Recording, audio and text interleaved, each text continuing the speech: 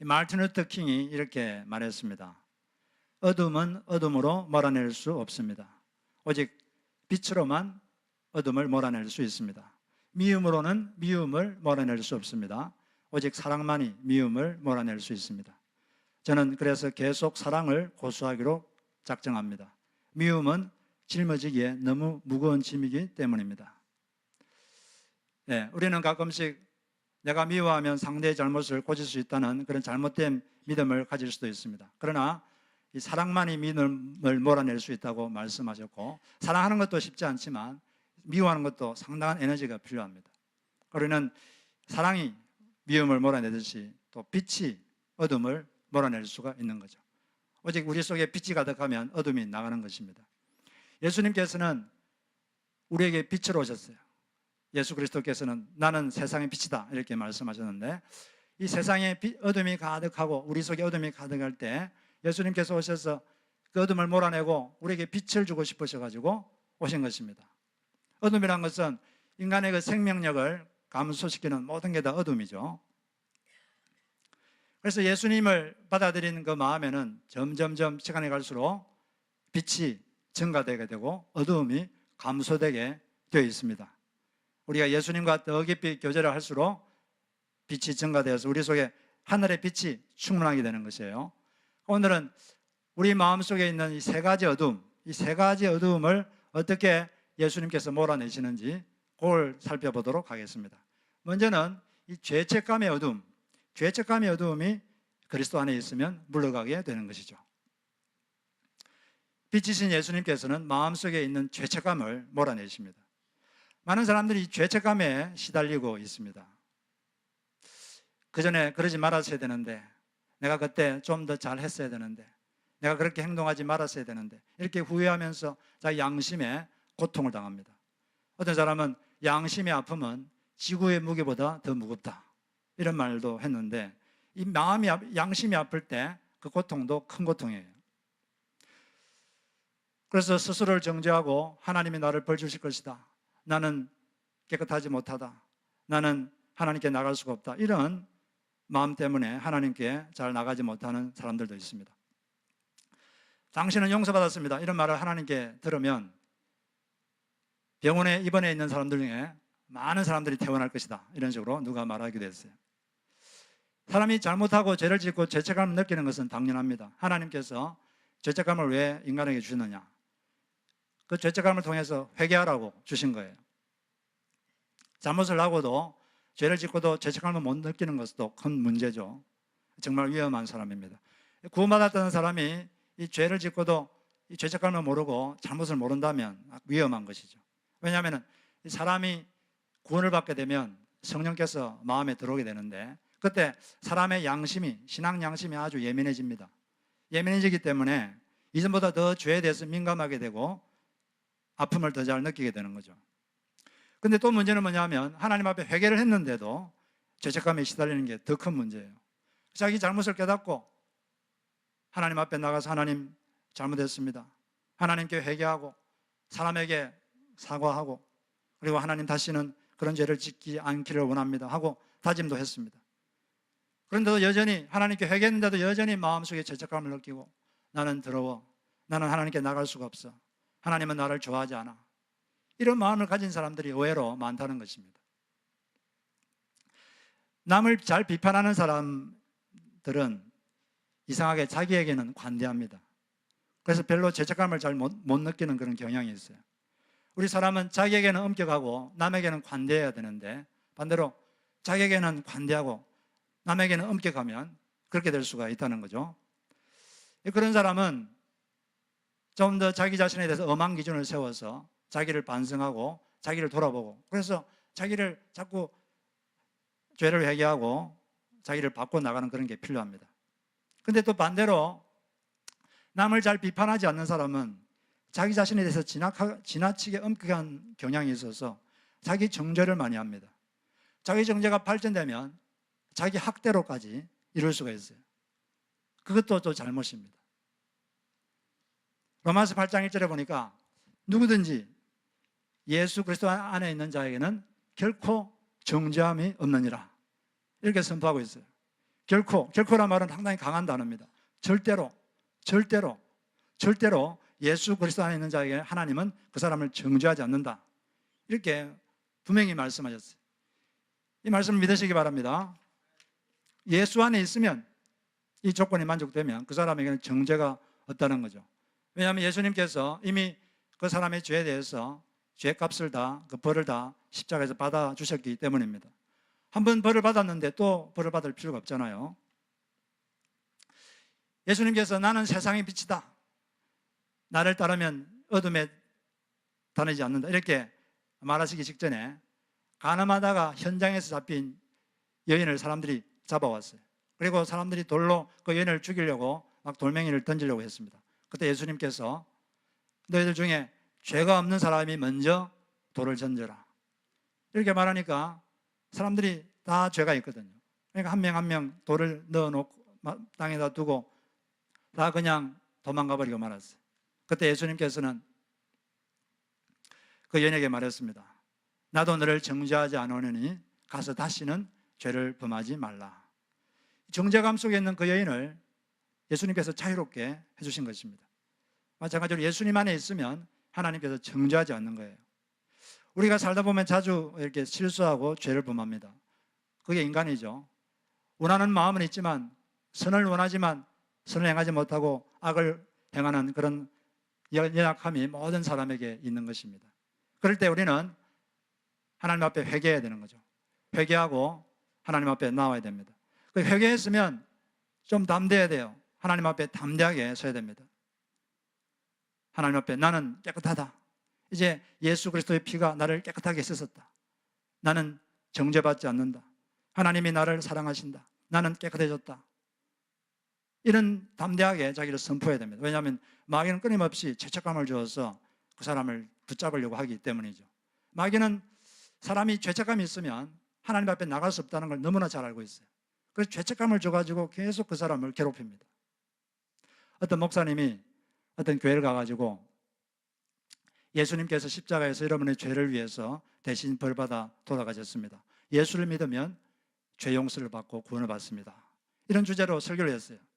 설교를 마친 다음에 어떤 여인이 그 목사님께 눈물을 흘리면서 다가왔습니다. 그러면서 하는 말이, 저는 절대 용서받을 수 없습니다. 그래서 왜 그러십니까? 그러니까 그 여인이, 저는 낙태를 했습니다, 저는 아기를 죽였습니다. 그럼 자꾸 우는 거예요.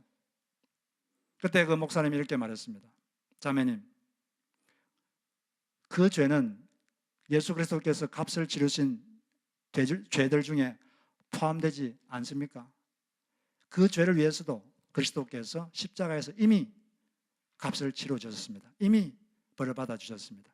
자매님이 그 죄를 회개하고 예수님을 마음에 받아들이면 그 죄는 용서받습니다.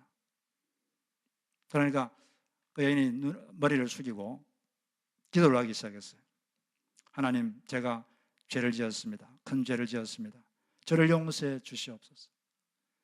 그리고 이제 예수님을 제 마음에 모셔드립니다. 제게 오셔서 저의 삶을 다스려 주시고 저의 죄를 용서해 주옵소서. 이렇게 기도했어요. 기도한 다음에 고개를 들었는데 얼굴이 아주 환하게 빛납니다. 그 전까지만 해도 얼굴이 그냥 눈물이 흐르고 어두웠는데 얼굴이 아주 밝아졌어요. 그러면서 그 여인이 이렇게 말했습니다. 전 처음으로 제가 깨끗하다는 느낌을 받았습니다. I feel clean for the first time. 우리가 하나님 앞에 자기 죄를 회개하고 예수님을 믿으면 예수께서 우리 모든 죄를 씻어주는 줄로 믿습니다. 그리고 믿은 다음에도 잘못한 게 있으면 하나님 앞에 나가서 회개하고, 회개하면 하나님께서 다 씻어주는 거예요. 회개했으면 나는 깨끗하다, 나는 정죄받지 않는다, 하나님은 나를 사랑하신다, 이렇게 영적 세계에 대해서 이렇게 외치시기를 주의 이름으로 축복합니다. 그리고 또 죄 용서받은 사람은 또 한 가지를 기억해야 돼요. 예수님께서 그 여인에게 뭐라 그랬습니까? 나도 너를 정죄하지 아니하노니 가서 다시는 죄를 짓지 말라. 동일한 죄를 짓지 않도록 하기 위해서 우리는 노력해야 되는 거예요. 우리가 죄에서 벗어나기 위해서 하나님은 세 가지 도구를 주셨습니다. 세 가지 무기를 주셨는데, 첫째는 자기의 의지력, 여러분의 의지력을 발휘해야 돼요. 두 번째는 하나님의 도움, 하나님의 도움을 받아야 됩니다. 기도하면 도와주십니다. 세 번째, 다른 성도들의 도움이 필요해요. 혼자서 못합니다. 이렇게 세 가지 무기를 가지고 살 때 점점 이 죄에서 벗어나는 삶을 살게 되는 줄로 믿습니다. 그래서 우리는 죄책감의 어두움에서 주님께서 우리를 벗어나기 위해서 오셨다는 것을 아시기 바랍니다. 두 번째는 그리스도께서 함께 계심을 믿을 때 불안이라는 어두움이 물러간다는 것입니다. 예수님께서는 인간의 마음속에 있는 불안이라는 어두움을 몰아내기 위해서 이 땅에 오셨습니다. 예수님께서 우리 사람들과 함께 함으로써 그 불안을 몰아내기 위해서 오신 거죠. 예수님은 지금도 성령님으로 우리와 함께 계십니다. 예수님께서 스스로를 나는 세상의 빛이다 이렇게 선언하니까 주변에 있던 유대인들, 특히 바리새인들이 예수님을 공박하고 비난하고 막 미워했어요. 그리고 예수님 막 체포하려고 했습니다. 그렇게 사람들이 자기를 비난하고 공격하고 그런데도 예수님은 평안했어요. 여러분들은 주변의 사람들이 자기를 욕하고 조롱하고 비난하면 마음이 평안할 수 있겠습니까? 쉽지 않습니다. 그런데 예수님은 왜 이렇게 평안할 수 있었느냐? 그 비결이 오늘 읽은 8장 16절에 잘 나와 있습니다. 여기 보니까 나를 보내신 이가 나와 함께 하시는도다. 나를 보내신 이가 나와 함께 계심이라. 계시기 때문이다. 하나님이, 자기를 보내신 하나님이 함께 하신다는 이것이 예수님에게 마음의 평안을 주셨던 것입니다. 사자는 잠을 잘 때 사지를 뻗고 편안하게 잡니다. 아주 편히 자요. 웬만한 방해에는 끄떡하지도 않습니다. 왜냐하면 자기가 제일 강하기 때문에 편안하게 두 발 뻗고 다 자는 거죠. 그런데 약한 동물들은 잠을 편히 못 잡니다. 두 발을 뻗고 자는 것은 꿈도 못 꿔요. 토끼나 사슴, 노루 이런 동물들은 잠을 자다가도 주변에서 조금 바스락 하는 소리가 들리거나 이상한 기운이 나면은 뛰고 봅니다. 보고 뛰는 게 아니라 뛰고 보는 거예요. 앞뒤를 안 보고 막 도망갑니다. 그냥. 왜? 약하니까. 자기보다 강하니까 다들. 불안한 거죠. 불안하기 때문에 조그마한 일이 있어도 불안해합니다. 잠을 잘 때도 푹 못 자요. 깜빡 졸았다가는 깨고 또 깜빡 졸았다가 또 깨고. 그게 토끼면 토끼 자는 거 한번 보세요. 푹 못 잡니다. 약하기 때문이죠. 자기가 약하다고 생각하기 때문에 불안한 거예요. 마음속에 불안한 거예요. 그런데 다윗은 자신을 양으로 비유했습니다. 나는 양이다.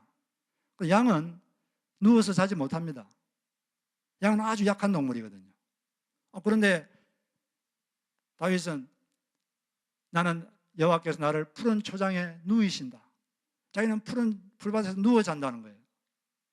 양이 참 약한 존재입니다. 보통 짐승들은 다 방어 도구가 있습니다. 사슴, 노루 같은 동물들은 빠른 발이 있죠. 그대로 달리면 사자도 잘 못 잡습니다. 그리고 염소는 뿔이라도 있고 고슴도치는 날카로운 틀이라도 있는데 스컹크는 더러운 냄새라도 나는데 양은 아무것도 없어요. 양은 또 자기를 해치려는 동물에 대해서 자기를 방어하려는 마음도 없습니다. 그냥 가만히 있어요. 그냥 너무 약한 존재.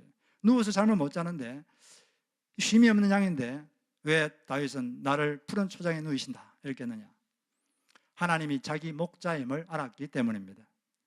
자신은 양같이 약하지만 여호와께서 자신의 목자에게 문제없다는 믿음이 그 평안의 근거였습니다. 시편 3편 1절에 보니까 여호와여 나의 대적이 어찌 그리 많은지요 일어나 나를 치는 자가 많으니이다. 다윗 주변에 자기를 죽이는 사람들이 많았어요. 대적들이. 그런데 5절에 보니까 내가 누워 자고 깨었으니 여호와께서 나를 붙드심이로다. 천만인이 나를 에워싸 진친다 하여도 나는 두려워하지 아니하리이다. 주변에 대적이 가득한데도 다윗은 누워 자고 깨었습니다. 편안하게 잠을 잤습니다. 왜? 여호와께서 나와 함께 하시기 때문이다. 그분이 나의 목자인 것을 알기 때문에 나는 문제없다. 그런 마음 때문에 편안하게 잠을 잔 것입니다. 우리가 자주 부르는 찬송가가 있는데 413장이죠. 내 평생에 가는 길, 내 평생에 가는 길 순탄하여 늘 잔잔한 강 같든지 큰 풍파로 무섭고 어렵든지 나의 영혼은 늘 편하다. 왜 편합니까? 왜 편합니까? 하나님께서 여러분과 함께 하시기 때문이죠. 예수 그리스도께서 함께 하시기 때문에, 그것 때문에 나는 문제가 없다, 이런 마음으로 우리 마음속에 있는 불안이라는 어두움이 물러가게 되는 것입니다. 예수님께서 성천하실 때 맨 마지막에 무슨 말씀하셨습니까? 내가 항상 세상 끝날까지 너희와 함께 있을 것이다. 이 말씀을 농담으로 여기지 마시기 바랍니다. 이 액면 그대로 믿으시고 다윗처럼 편안하게 평안을 가지고 사시기를 주의 이름으로 축복합니다. 그리고 이제 세 번째로는 삶의 현장에서 그리스도의 사랑하신 모습을 생각할 때 미움이라는 어둠이 물러간다는 것입니다. 예수님이 스스로를 나는 세상의 빛이다 이렇게 선언하니까 주변 사람들이 막 미워했습니다. 미워해서 그를 체포하려고 그랬어요. 그런데 그 당시에는 체포를 못했습니다. 왜 체포를 못했느냐? 유일한 이유가 그 8장 20절에 보니까 하나님의 때가 아직 이르지 아니했기 때문이었다. 이유는 딱 한 가지예요. 아직 하나님의 때가 안 되었다. 아직 십자가를 질 때가 안 됐다. 죽을 때가 아직 안 됐다. 그것밖에는 이유가 없어요. 안 그랬으면 체포됐을 겁니다. 사람들이 자기를 막 미워했어요. 예수님은 사람들의 미움의 대상이 되어본 적이 있는 분이십니다. 그래서 이 미움이라는 어둠을 사람들의 마음에서 없애시려고 이 땅에 오신 거예요. 미움은 이 세상을 어둡게 하고 참 불행하게 하는 아주 무서운 것입니다. 이 땅에 사랑과 용서가 이 세상을 섬기는 기둥이라면 미움과 복수는 그 기둥을 파괴하는 망치입니다. 이 미움 때문에 전쟁도 납니다. 캄보디아의 공산주의 군대 크메르 유저군은 다른 민족들이 자기와 생각이 다르다는 이유로, 이념이 다르다는 이유로 200만 명을 학살했어요. 미움 때문에 사람들이 떠나갑니다. 미움 때문에 사람을 떠납니다. 미움은 무서운 어둠이죠. 그 미움에는 다양한 종류가 있어요. 은근한 미움이 있고 노골적인 미움이 있습니다. 또 약한 미움이 있고 강한 미움이 있어요. 또 꽁한 미움이 있고 폭발하는 미움이 있어요. 꽁한 미움은 여기 잘 보이지 안 그러는 것 같은데 마음속에 계속 언짢은 마음을 갖고 있습니다. 그렇기 때문에 이 미운 마음을 잘 풀려고 하지 않아요. 그 미움에 지배당하는 거죠. 이런 이 꽁한 미움은 영혼을 진저시키고 그 사람의 영혼을 죽입니다. 그런데 폭발하는 미움은 미움을 폭발하면 상대방이 죽죠. 꽁하게 살면 자기가 죽고 폭발시키면 남이 죽고, 하여튼 미움은 사람을 죽입니다. 하나님은 이 예수님의 미움을 몰아내려고 이 땅에 오셨습니다. 그런데 다른 사람이 미워하는 사람들은 자기 미움이 정당하다고 생각해요. 왜 그렇게 생각하느냐? 상대가 잘못했기 때문에 내가 미워하는 것이다. 상대가 잘못했기 때문에 나의 미움은 정당하다.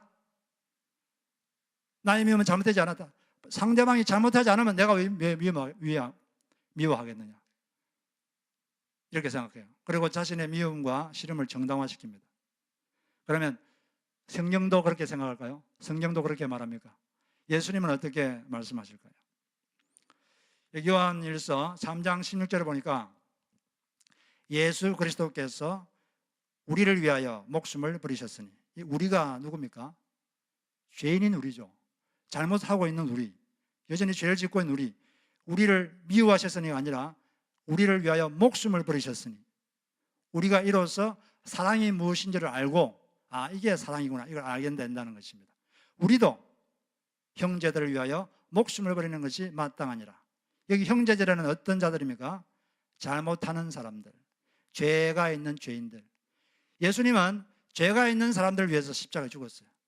잘못하지 않은 사람을 위해서 죽지 않았습니다. 잘못하지 않았으면 예수님은 죽을 필요가 없어요. 죄가 있는 사람들, 잘못하고 있는 사람들, 그 사람을 위해서 죽었습니다. 그래서 우리도 예수님을 본받기 위해서 잘못하고 있는 사람들을 미워하는 게 아니라 잘못하는 사람들을 위해서 목숨을 버리는 것, 이것이 성경에서 추천하는 것입니다. 우리가 잘못하는 사람을 위해서 목숨은 못 버린다 할지라도 작은 자존심 정도는 버릴 수 있어야 될 것입니다. 우리가 목숨은 못 버린다 할지라도 상대에 대해 답답한 감정 정도는 버릴 수 있어야 되겠습니다. 우리가 목숨은 못 버린다 할지라도 작은 손해 정도는 버릴 수 있어야 돼요. 그리고 사랑하는 것입니다. 이것이 예수 믿는 사람들의 가장 중요한 특징인 것입니다. 어떻게 하면 마음에 있는 이 미움의 기운이 없을까요? 여기 예수님께서 하신 말씀에 답이 있는데, 나를 따르는 자는 어두움에 거하지 않는다.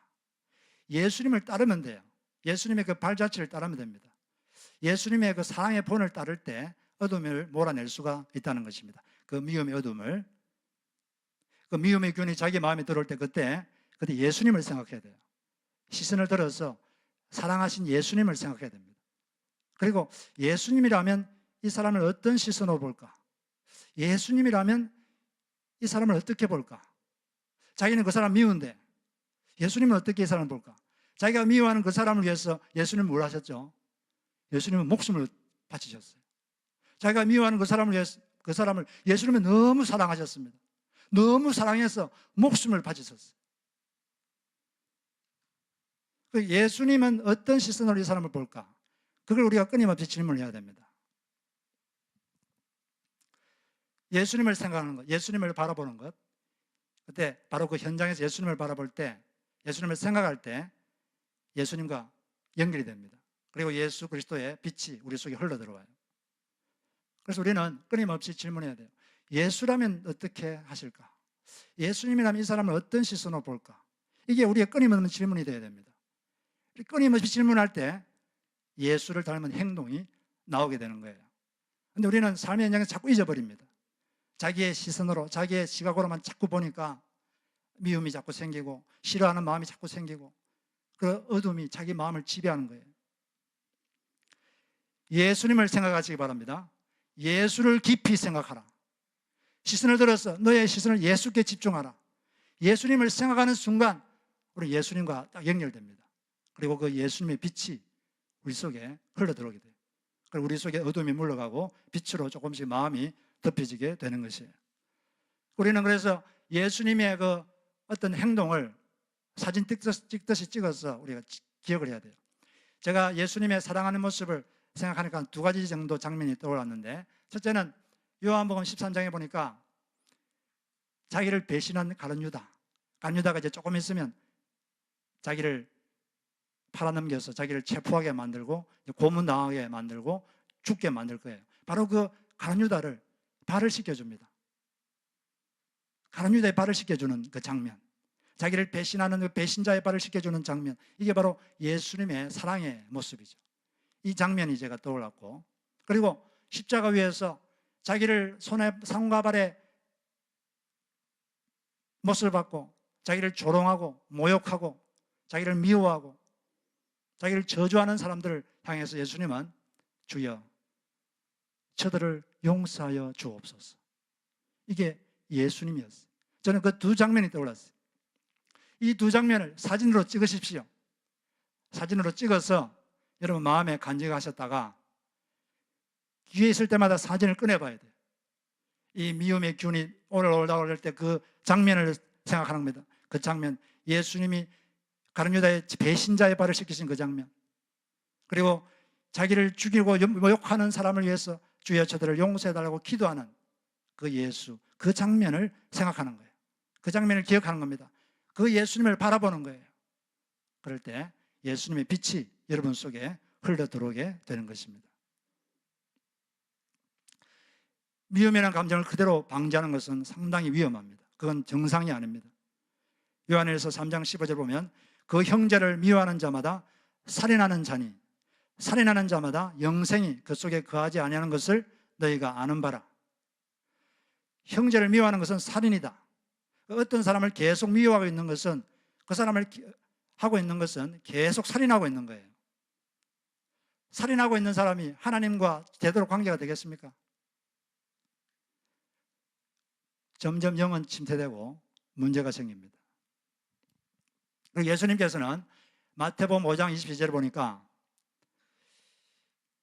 세 종류의 사람은 하나님께 심판을 받게 된다 이렇게 말했어요.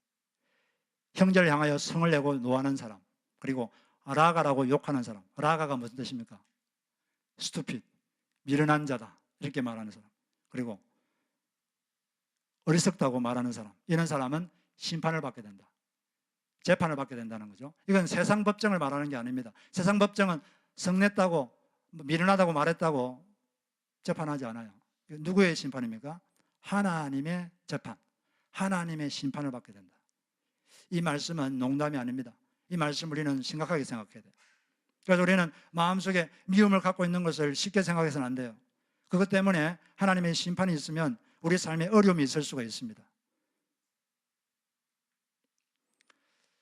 예수 그리스도를 가장 닮은 게 뭐냐? 그것은 사랑하는 것입니다.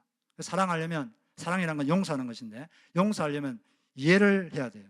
사람이 이해가 되면 용서하는 게 쉬워집니다. 이해가 안 되면 용서가 힘들어져요. 어찌 사람이 그럴 수가 있어?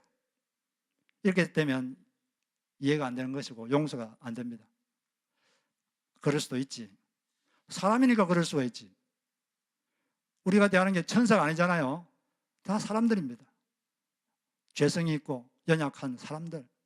사람이니까 그럴 수가 있지. 어찌 그럴 수가 있어? 이 말과 사람이니까 그럴 수가 있지. 이건 큰 차이가 있는 거죠. 우리가 어떤 상황에서도 다른 사람 입장에서 써보면은 그럴 수도 있겠구나 이런 생각이 들 수가 있는 거죠. 우리는 어떤 잘못이 있으면 자기 자신을 변호하려고 그러고 자기 자신을 감싸려고 노력합니다. 그런 노력처럼 다른 사람을 변호하려고 그러고 다른 사람을 싸매어 주려고 그러고 이런 노력이 우리에게 필요한 거예요. 용심 많고 남을 배려하지 않는다고 욕할 것이 아니라 매번 다른 사람 생각을 미처 못해서 실수할 수도 있겠구나, 저럴 수도 있겠구나, 눈치 없다고 욕하지 말고 나름대로 생각이 있을 테니까 그럴 수 있겠구나 생각해야 되고, 또 상대방이 자기에게 불친절하게 대하고 언짢게 대하면 사람이 힘든 일이 있으면 또 저럴 수도 있겠구나, 그럴 수도 있겠구나 이렇게 생각하는 것입니다. 그런데 안 그러고 자꾸 왜 그러냐 따지고 저럴 수가 있어 그러면 불행해집니다. 사람이 미워지고 세상이 깜깜해지고 사람들이 다 떠나갑니다. 어찌 사람이 그럴 수 있어? 이게 아니라 사람이니까 그럴 수 있다. 내가 대하는 것은 천사가 아니라 사람이다. 이걸 생각하시고 그럴 수 있다는 그런 정신을 가지고 사시기를 바랍니다. 우리가 사람을 이해하려고 노력하면 이해할 수 있어요. 이해하려고 노력을 안 해요. 노력을 조금만 하고 많이 안 합니다. 노력을 많이 하면 사람이 이해가 됩니다. 입장을 좀 바꿔서 놓고 생각해보고 어떻게 하면 저 사람이 왜 저렇게 했을까? 자꾸 이해하려고 노력하면 이해가 되는 거예요. 이 장인옥이라는 아주 지극히 평범한 여인이 있었습니다. 자상하고 따뜻한 남자와 결혼을 해서 행복하게 살았어요. 그런데 갑자기 한국에서 IMF가 터져가지고 이 남편이 직장을 잃었습니다. 직장을 잃은 다음에 이 남편은 다른 직장을 구해가지고 살아보려고 막 애를 썼어요. 이것도 해보고 저것도 해보고 그랬는데 다 잘 안 됐습니다. 실패한 거죠. 그 이후로 이 남편이 말이 없어졌어요. 밖에 나가질 않습니다. 무슨 말해도 답을 하지 않아요. 생각을 좀 바꾸라고 해도 꿈쩍을 안 합니다. 그건 집에만 있는 거죠. 그 답답한 성격이 싫었습니다. 싫으니까 미워졌어요. 미우니까 화가 나고 막 화를 내고 윽박 지르고 그래도 꿈쩍을 안 합니다. 이혼하자 그러면 마음대로 하라는 식이에요.